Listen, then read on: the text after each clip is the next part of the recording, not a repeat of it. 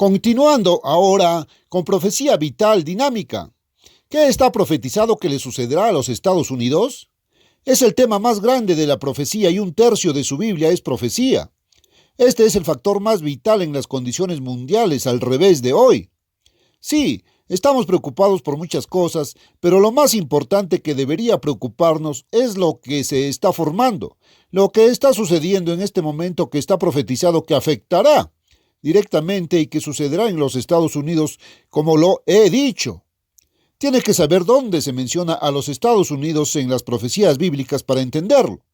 Somos mencionados con más frecuencia que todas las demás naciones juntas en la Biblia, pero no se nos menciona bajo nuestro nombre, Estados Unidos. No se nos conocía por ese nombre cuando se escribió la Biblia.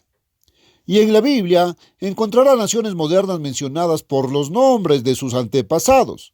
Por ejemplo, el pueblo turco desciende de Esaú, a quien a menudo se le llama Edom en la Biblia, y donde encuentras a Edom o Esaú significa el pueblo turco de hoy, si es una profecía que pertenece a la actualidad.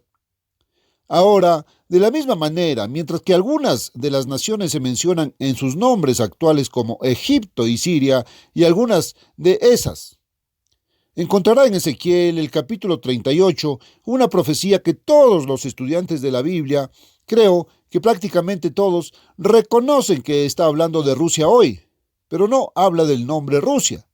No usa la palabra Kremlin, no usa palabras como esa. Dice, hijo de hombre, pon tu rostro contra Gog, en la tierra de Magog, príncipe soberano de Mesec y Tubal, y profetiza contra él. Si no puedes identificar estas naciones, no sabes de quién está hablando, entonces no entiendes la profecía. Ahora, regresa al 10º capítulo de Génesis y comienza a encontrar la identidad de algunos de estos pueblos y de alguna de estas naciones. Y comienzas a encontrar que todos estos son descendientes de Jafet, y eran las razas amarillas y las naciones asiáticas, incluso hasta Rusia. Y al ejecutarlo y rastrearlo, encontramos que está hablando de Rusia. Ahora, creo que casi todos los estudiantes de la Biblia entienden eso. Solo estoy mencionando algo que todos están de acuerdo y entienden. El Calvario ha sido el símbolo mismo de los ejércitos rusos y habla de todo su ejército. Caballos y jinetes aquí en el versículo 4, y en realidad Mesec es simplemente un cambio de ortografía del nombre moderno Moscú. Tubal es Talbot, que ha sido la capital de Rusia en Asia, y es generalmente sabido que está hablando de ellos. Pero, ¿dónde somos mencionados en la profecía? Bueno, ahora una vez más, déjame decirte que si no entiendes, será mejor que consigas nuestro folleto Los Estados Unidos en Profecía, que lo explicará. ¿Qué sucederá con el pueblo de Dios Israel? ¿Crees que el pueblo judío es todo lo que hay de Israel? Oh, no, no lo son. He explicado que Israel está dividido en dos naciones. El reino del sur se llamaba Judá y se les conocía como los judíos. Y el primer lugar donde aparece la palabra judíos en su Biblia es Segunda de Reyes 16:6. Los judíos estaban en guerra contra Israel. Israel estaba luchando contra los judíos. Diferentes naciones en total. El reino del norte se llamaba Israel. Fueron expulsados en el 721 a.C. Iban a ser castigados y las promesas hechas a Abraham se les negaron durante 2520 años desde el 721 a.C. Eso es 1800 después de Cristo. Y amigos míos, emigraron al noroeste de Asiria, donde los habían llevado cautivos, y allí perdimos rastro de ellos. Y encontramos por profecía, y conectando la profecía con la historia, encontramos que emigraron al noroeste de Europa y las Islas Británicas. Y las personas que ahora están en el noroeste de Europa y las Islas Británicas, la primera historia, el primer registro histórico que encontramos de ellos, venían del mismo lugar donde las llamadas 10 tribus perdidas de Israel se perdieron por última vez. Les he mostrado que Dios le dio a su pueblo Israel una señal, que los identificaría como su pueblo. Una señal que, por cierto, era su sábado, que les revelaría quién es Dios. el Dios que los santificó y los hizo su pueblo. Como rechazaron esa señal y como el primer rey que pusieron sobre ellos cuando rechazaron a Roboam, hijo de Salomón, hijo de David, había colocado los dos becerros de oro e introducido la idolatría en el reino y luego había cambiado los días sábados anuales o días santos que Dios les había dado desde el séptimo hasta el octavo mes y el séptimo día de la semana hacia el octavo día. Y cuando los recogemos en la historia, después estas mismas personas estaban observando lo que llamamos el octavo día, o es el día después, el primer día, o el día después del séptimo día, debería decir, de la semana. Es por tanto lo que llamamos el primer día de la semana. Y rechazaron la señal de Dios por la cual debían saber que Él es Dios y por la cual debían ser conocidos como su pueblo.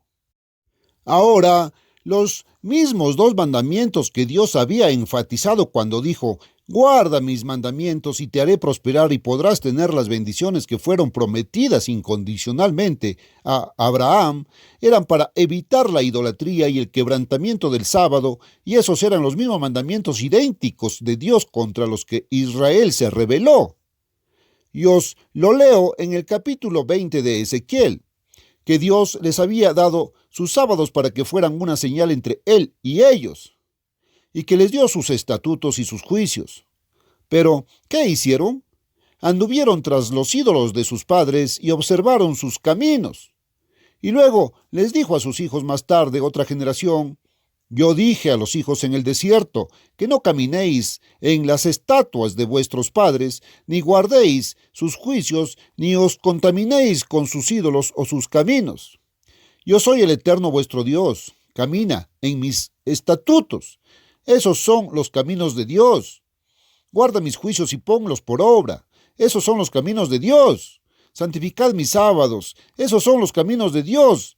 Pero ellos siguieron los caminos de sus padres.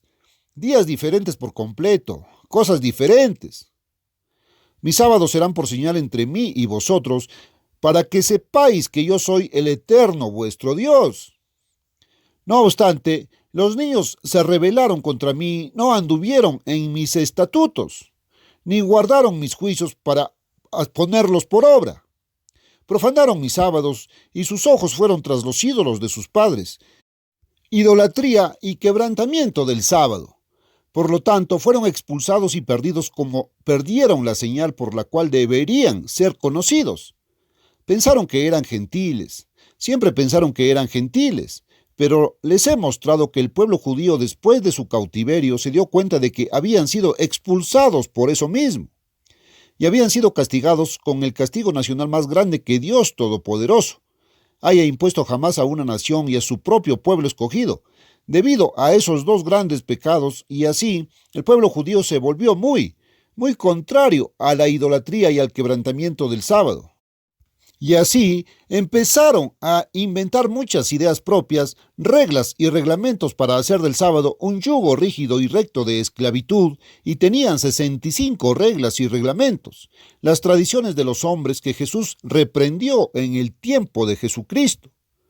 Capítulos enteros en el Nuevo Testamento están dedicados al mensaje de Jesucristo, enderezándolos en eso y mostrándoles cómo observar el sábado. Y Él es el mediador del nuevo y no del antiguo pacto. Oh, qué confundidas están algunas personas. Tratan de decir que Él predicó un mensaje del antiguo pacto durante 3 años y medio y pasó esos 3 años y medio predicando un mensaje del antiguo pacto solo para poder golpearlo en la cabeza inmediatamente después de haberlo terminado, y que Él lo clavó todo en su cruz. ¡Ay! ¡Qué chorradas y qué ignorancia y qué tonterías se creen algunas personas! Dios nos ayude entonces a comprender.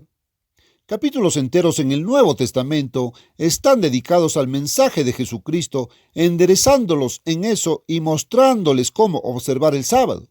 Y Él es el mediador del nuevo y no del antiguo pacto.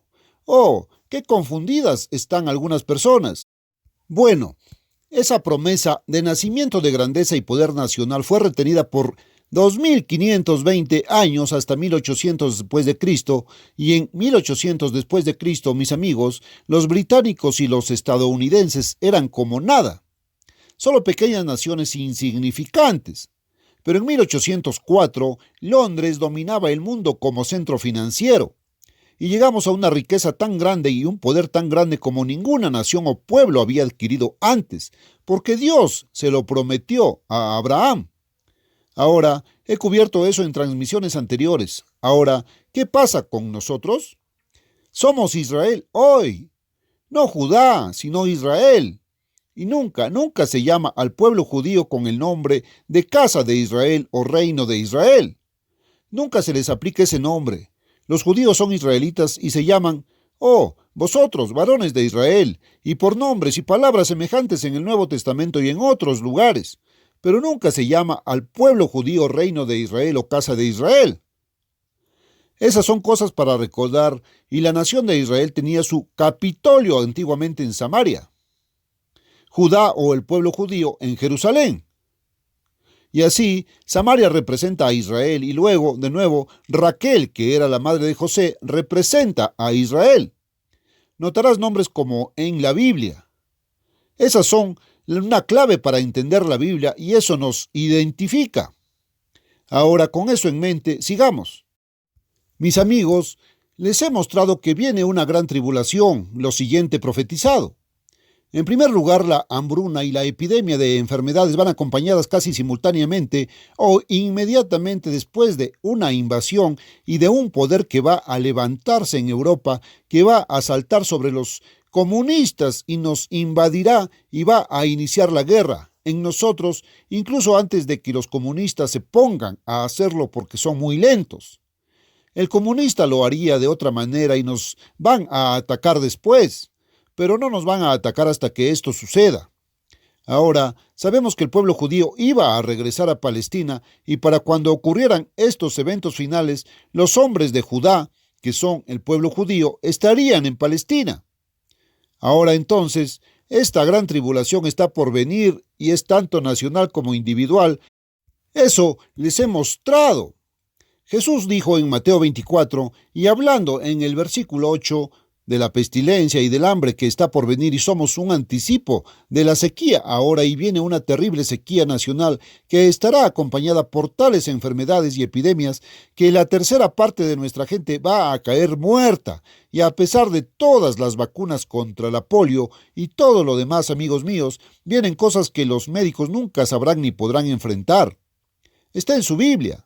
Ahora ese es el comienzo de la tribulación, versículo 8. Y luego en el versículo 9, entonces os entregarán a tribulación, y eso está hablando de los cristianos en privado e individualmente, y os matarán. Y luego la segunda mitad de esta oración habla a nivel nacional de una invasión nacional. Seréis aborrecidos de todas las naciones por causa de mi nombre. Mateo 24:9. Ahora, versículo 21. Entonces habrá gran tribulación, cual no la ha habido desde el principio del mundo hasta este tiempo, ni la habrá. Y a menos que esos días fueran acortados, ninguna carne sería salvada, viva.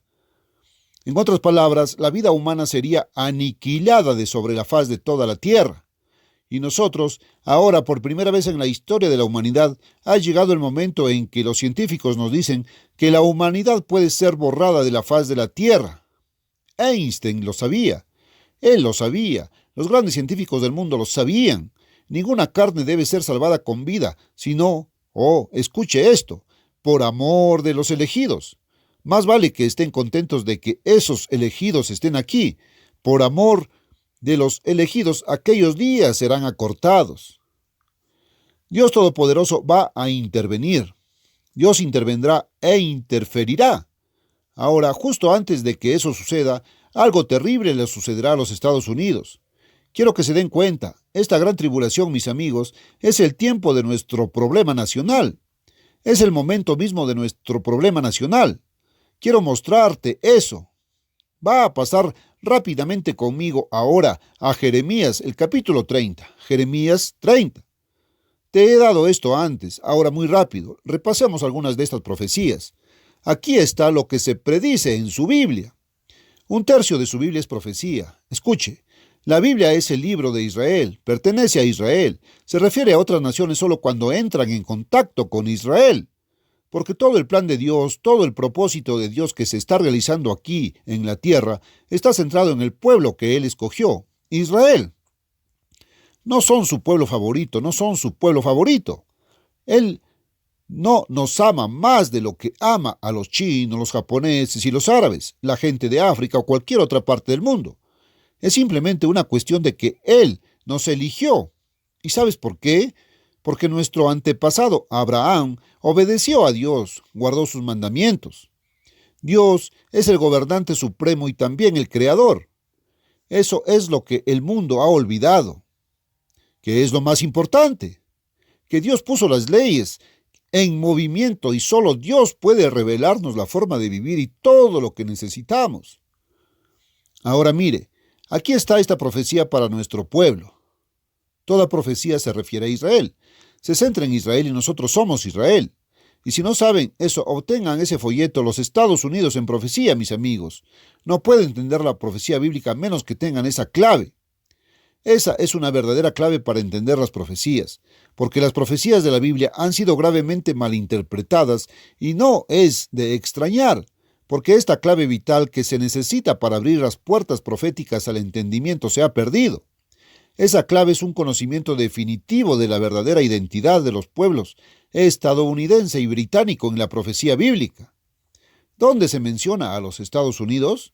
¿Dónde estamos en las profecías? Escriba para ese folleto, Los Estados Unidos en profecía. No hay cargo, solo envíe la carta de identificación de su estación y su solicitud del folleto antes de que lo olvide. No puede entender su Biblia sin ello. Eso es un desafío. Yo digo que usted es ignorante de su Biblia. En realidad eres ignorante. No lo entiendes hasta que entiendes esto.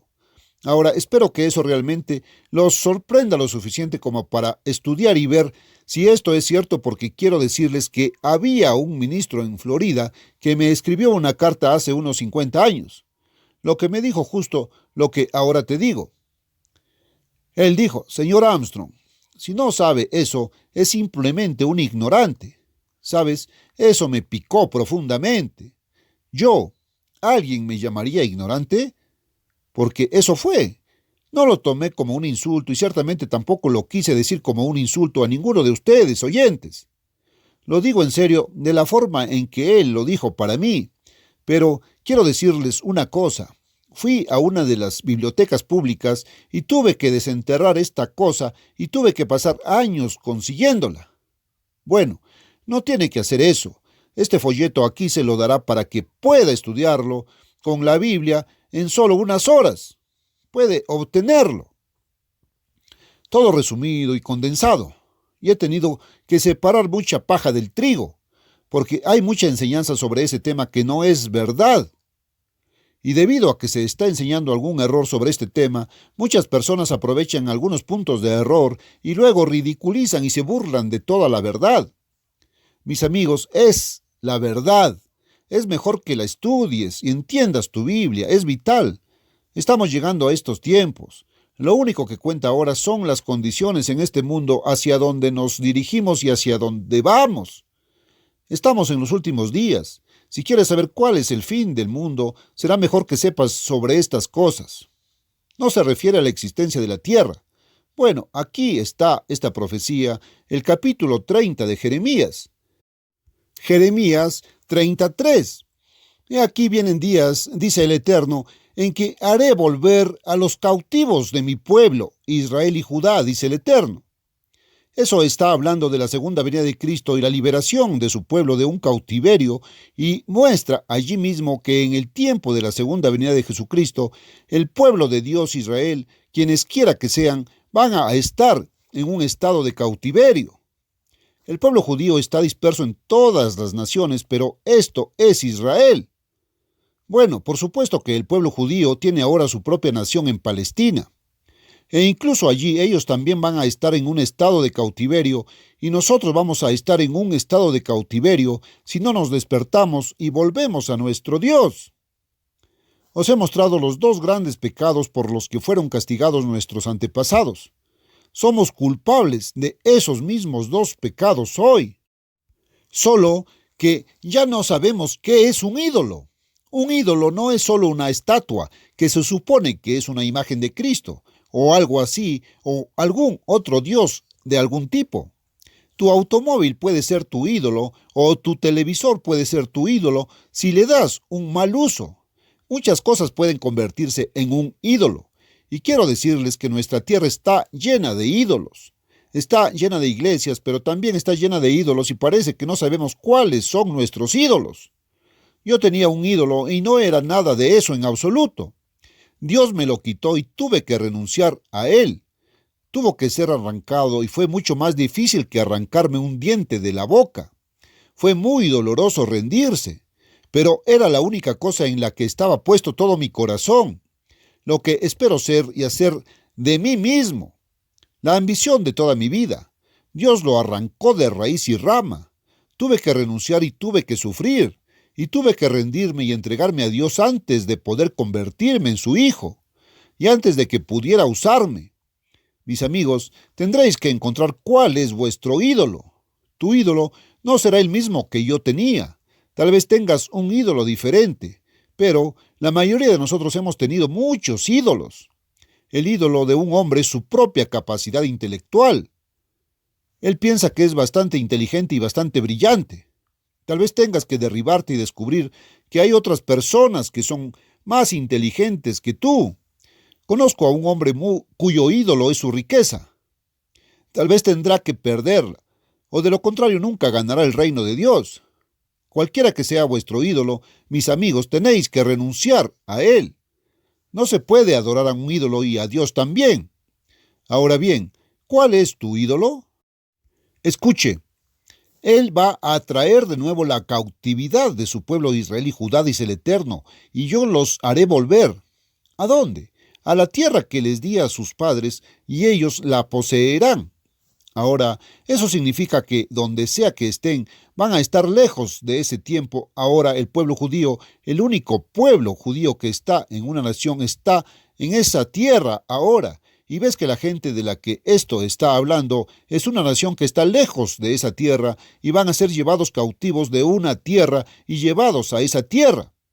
No está hablando de la nación que ustedes llaman Israel allá ahora. Quiero que noten ese punto. Muy bien, versículo 4, Jeremías 34.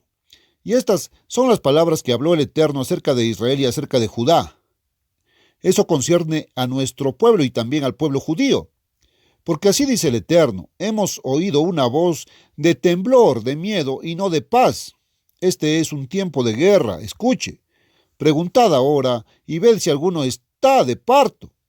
Porque veo a todo hombre con las manos en los lomos como mujer de parto y todos los rostros pálidos. Ay, porque ese día es grande para que nada sea como él.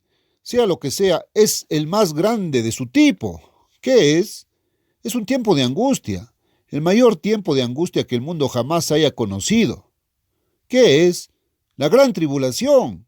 Tan grande nunca ha habido algo así desde que existe una nación. Aquí está. Ese día es genial, para que ninguno sea como él, ni siquiera en el tiempo de la angustia de Jacob, pero será salvo de ello. No es que él no vaya a meterse en eso. Él entrará en eso y luego será salvado de eso. Después de que entre en eso, él va a entrar en el mayor tiempo de angustia que jamás le haya pasado a ninguna nación. Ahora, ¿qué fue lo que les leí acerca del mayor tiempo de angustia que jamás le haya sucedido a una nación? Entonces será la gran tribulación, esa angustia, cual no la hubo desde el principio del mundo hasta este tiempo, ni la habrá. Si esos días no se acortaran, ninguna carne se salvaría con vida. Mateo 24, 21, 22. ¿Qué les leí a ustedes, mis amigos, acerca de Daniel y de lo que dice Daniel al respecto? Daniel 12. Aquí está justo antes del regreso de Cristo y la resurrección de los muertos. Daniel 12, 1, 2. Y en aquel tiempo se levantará Miguel, el arcángel, el gran príncipe que está por los hijos de tu pueblo, y será tiempo de angustia cual nunca fue desde que hubo nación. Habla de naciones y problemas nacionales, ya que había una nación incluso en ese tiempo, el mismo problema. Y en aquel tiempo será libertado tu pueblo, todos los que se hallen escritos en el libro. y muchos de los que duermen en el polvo de la tierra serán despertados, unos para vida eterna. La segunda venida de Cristo, ahora que muestra la resurrección en la segunda venida de Cristo. Aquí en la profecía de Jeremías, él muestra que el remanente de Israel que estaba en cautiverio se llevó de vuelta a Palestina. Habían estado en cautiverio lejos de Palestina. Han estado viviendo lejos de Palestina. Ahora por fin, después de todos estos años, regresan a Palestina. No está hablando de la nación judía que está allá ahora. En absoluto, está hablando tanto de Israel como de los judíos, y hay muchos judíos que no están allí ahora, por cierto, también. Jeremías 37. ¡Ay! Porque ese día es grande, de modo que ninguno es como él. Es incluso el tiempo de angustia. ¿De quién? Aquí está esa gran tribulación. Esa gran tribulación es tiempo de angustia, amigos míos, para Jacob. Ahora, ¿quién es Jacob? ¿Dónde está Jacob hoy? No es solo el tiempo de problemas judíos. ¿Piensas que hay suficientes judíos en el mundo como 15, 17 millones de judíos? ¿Piensas que hay suficientes con los pocos que hay en Palestina? El resto se dispersó en toda la nación sobre la tierra, pero solo el problema sobre ellos será el tiempo de angustia más grande que jamás haya sucedido en el mundo. Debo decir que no, pero cuando se trata de la mancomunidad británica de naciones, cuando se trata de todo, estos Estados Unidos y todo el pueblo judío, cuando se trata de todas las naciones democráticas del noroeste de Europa, entonces les digo, amigos míos, estamos entrando en el peor tiempo de angustia que este mundo jamás haya conocido, y eso es exactamente de lo que habla su Biblia. Algunas personas dicen, ¿qué Biblia usas? Estoy hablando de su Biblia. No sé si tiene una Biblia católica, romana, desaliñada, no sé si tiene una Biblia protestante King James, no sé si tiene una de estas Biblias más modernas. En inglés más moderno, el estándar revisado moderno, lo que sea que tengas está en tu Biblia. Hay algunas diferencias en las traducciones, hay algunos errores en las traducciones, pero son tan leves que cuando hablo de lo que está en su Biblia, les digo, amigos míos, cualquiera que tengan, lo obtendrán. Puedes obtener la verdad si la quieres. Tampoco quiero decir que todo el mundo esté 100% correcto, pero están lo suficientemente cerca como para que puedas obtener suficiente de la verdad si estás dispuesto. Lo principal es, ¿dónde está tu corazón? ¿Eres obstinado, quieres salirte con la tuya o estás dispuesto a rendirte a Dios ahora? Mira el versículo 8, Jeremías 38.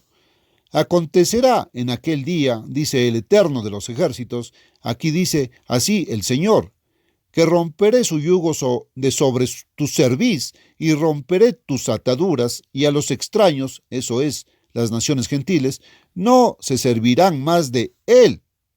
Permítame captar eso en la norma revisada aquí.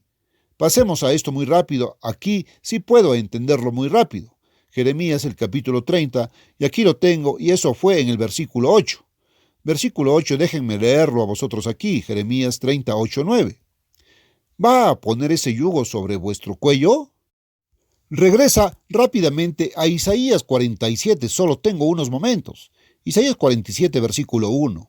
Desciende y siéntate en el polvo, oh Virgen hija de Babilonia. Ahora, esta no es la antigua Babilonia 600 años antes de Cristo. Es la hija de esa Babilonia, una virgen hija de Babilonia. Esta es una profecía para el futuro lejano, no una historia de ese tiempo. Oh, hija de los caldeos, que Babilonia siempre fue llamada en el género masculino como él. Aquí hay uno que es una hija. Y amigos, siempre se habla del género femenino como iglesia y del género masculino como gobernante civil. Y aquí está hablando de un elemento religioso aquí que va a meterse en política y gobernar sobre el poder político del que está hablando. Es una cosa moderna. Esto no es la antigua Babilonia. Escucha, nunca más te llamarán tierna y delicada. Solo compare eso con Apocalipsis 17 y Apocalipsis 18. Verás lo mismo hablando del mismo poder exactamente. Ahora, el quinto versículo, Isaías 47:5. Siéntate y sumérgete en las tinieblas, oh hija de los caldeos. No serás más llamada, ¿qué? La señora de los reinos. Señora significa una organización religiosa o iglesia que entró en política y gobernó sobre naciones. Eso es exactamente de lo que está hablando, y vaya a Apocalipsis 17, y ahí lo encontrará descrito. Isaías 47:6. Yo, dice Dios, me enojé contra mi pueblo, ese es Israel, y profané mi heredad, ese es Israel. ¿Por qué? Por sus pecados, y Él nos va a castigar para enderezarnos, a menos que nos destruyamos a nosotros mismos. Dios nos ama y Él va a dejar que seamos castigados por nuestro propio bien, si no hacemos caso de sus advertencias sin el castigo. Escucha, los he entregado, ese es Israel, su herencia, en tu mano, esta es hija de Babilonia. Y no les mostraste misericordia. Sobre el antiguo Israel habías puesto muy pesado tu yugo. Ahí está el poder que tenía el yugo sobre nosotros. Ahí está, y es el mismo poder que encuentras en Apocalipsis 17. Y ahí encuentras que el gobierno civil bajo ese poder se levantará y resucitará al antiguo imperio romano. Y está llegando ahora mismo a Europa. Y eso mismo, mis amigos, va a saltar sobre los poderes comunistas y nos va a invadir. Oh, hay muchas más profecías al respecto. Quería llegar aquí a Miqueas 5 y tantas otras profecías. Iré a ellos mañana. Les voy a dar más y más y más profecías que les muestran lo que está profetizado que les sucederá a nuestra nación. 1/3 de nuestro pueblo morirá de hambre y pestilencia, otro tercio por la invasión que se avecina, si no despertamos y volvemos a nuestro Dios.